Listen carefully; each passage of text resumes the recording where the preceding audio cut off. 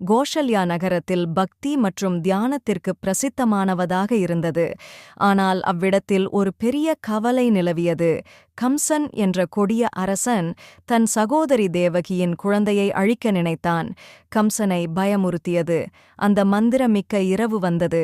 சிறை முழுவதும் ஒரு தெய்வீக ஒளி பரவியது.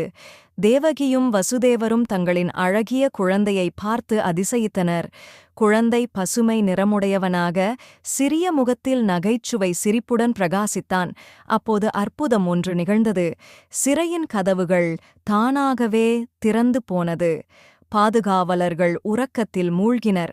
வசுதேவர் குழந்தையை எடுத்து யமுனை நதியை நோக்கி ஓடினார். ஆனால் யமுனை ஆற்றில் பெருவெள்ளம் இருந்தது. வசுதேவர் திக்கற்ற நிலையில் நின்றபோது ஆற்றில் ஓர் அதிசயம் நிகழ்ந்தது. நதி இருபுறமும் பிரிந்து வழி கொடுத்தது. வசுதேவர் கிருஷ்ணனை கோகுலத்திற்கு கொண்டு சென்றார். அங்கே யசோதா தன் பெண் குழந்தையுடன் இருந்தார். வசுதேவர் குழந்தைகளை மாற்றிக்கொண்டு கோஷல்யா நகரத்திற்கு திரும்பினார். கம்சன் வந்தபோது குழந்தை அழகிய பெண்ணாக மாறியது. குழந்தை தன்னுடைய தேவி உருவத்தை எடுத்தாள்.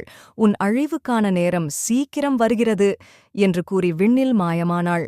கிருஷ்ணர் கோகுலத்தில் வளர்ந்ததும் அவன் சாதாரண குழந்தை இல்லை என்பதை அனைவரும் உணரத் தொடங்கினர்.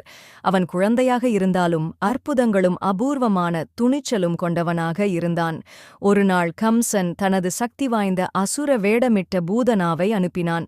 அவள் அழகிய தாயாக நடித்து சிறிய கிருஷ்ணனை கொல்ல தன் மார்பில் விஷம் தடவி அவனை தாய்ப்பால் ஊட்ட வந்தாள். ஆனால் கிருஷ்ணன் அசரவில்லைய.